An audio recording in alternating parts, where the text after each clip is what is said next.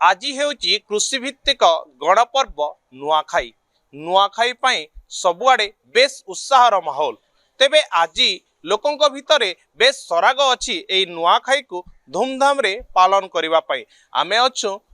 बरगढ़ समलेई मंदिर ठारे तेबे आम सहित वर्तमान समलेई मंदिर जे पूजक रही आमे तांको सह आलोचना करिबा। सर कौन कहे वर्तमान समय नुआखाई पाई जो सब लग्न धार्य होइतिला एवं आज जो निशार्धरे जो नवान्न लगिगला ताकू नहीं कि आपन प्रतिक्रिया कर रही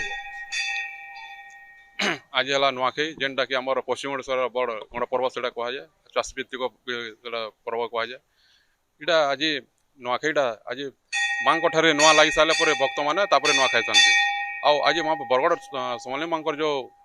मंदिर जो परंपरा आगु रही गोटे निरा परंपरा से केते माँ को नुआ लगे से क्या जना जाए ना केवल खाली पूजा को जानी था आउ माँ को जो नुआ लगे से मोर निशार धरे पहांतिया आगु लगी था माँ को आउे भक्त मैंने जो नुआ नवन्न नुआ खाती से जो निर्धारित थी से समयटा इतर तमें 10-23 ରୁ 10-38 मध्य से नुआ खाई पारे निहाती भावे शुणुले ये पूजक तेबे आमे गोटे श्रद्धालु रही जो माने आज मंदिर पीठ को आसी निजर मनर कथा कहवाई आज नुआखाई निज प्रार्थना लोड़ी तेबे सेमानकर आमे प्रतिक्रिया नेबा कौन कहबे आपण निजे आइसंती केते खुशी केते उत्साह अछि आज नुआखाई को नहीं सबको जुहार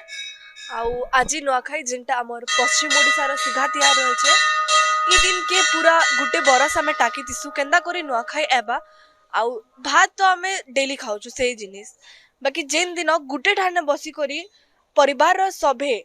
एका संगे खाइसु सेटा के आमे नुआखाई कहूछु दूरांतरु बहुत पैसा खर्चा करी निजर जन्म माटी के केंदे आबे आउ समस्तकर संगे मिली मिसी करी केंदे नुआ खाइबे सेथिली उत्सुकतार सहित समस्त अनै बस्तिसन आज दिन की बहुत दूर दूरांतरु भी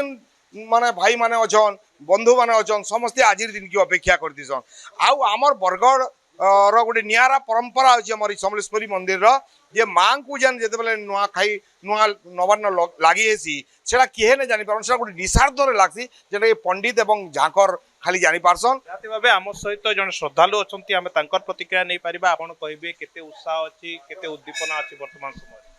नमस्कार मुई अर्चिता बरगढ़ बासिंदा आज दिन लगी आमे बहुत दिनु आमे हमर सब तैयारी स्टार्ट कर देथिसु जेना कि बेहरेन लगन देखा धरी करी नुआ खाइबार तक आउ जुहार भेट तक आमे समस्त बहुत हस उल्लास रे ई दिन के अपेक्षा करतीसु ई दिन के मनासु। चौहान डायनेस्टी रो जेन राजा रमेई देव थिले हमर पाटनागढ़ राजा से आनुष्ठानिक भावे ई दिन के आरंभ करथिले आउ आज जाए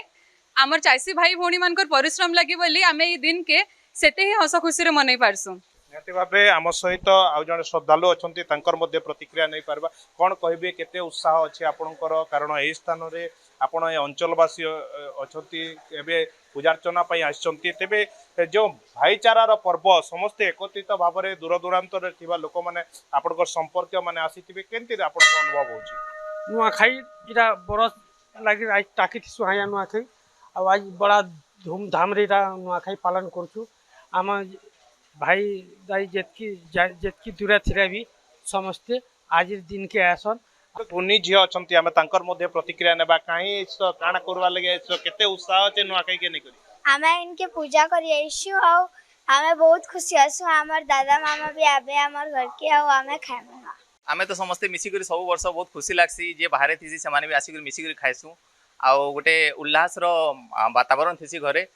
तो बहुत बढ़िया लागसी आ मुई गोटे आ पदे कहबा के चाहू जे फेसबुक हो कि व्हाट्सएप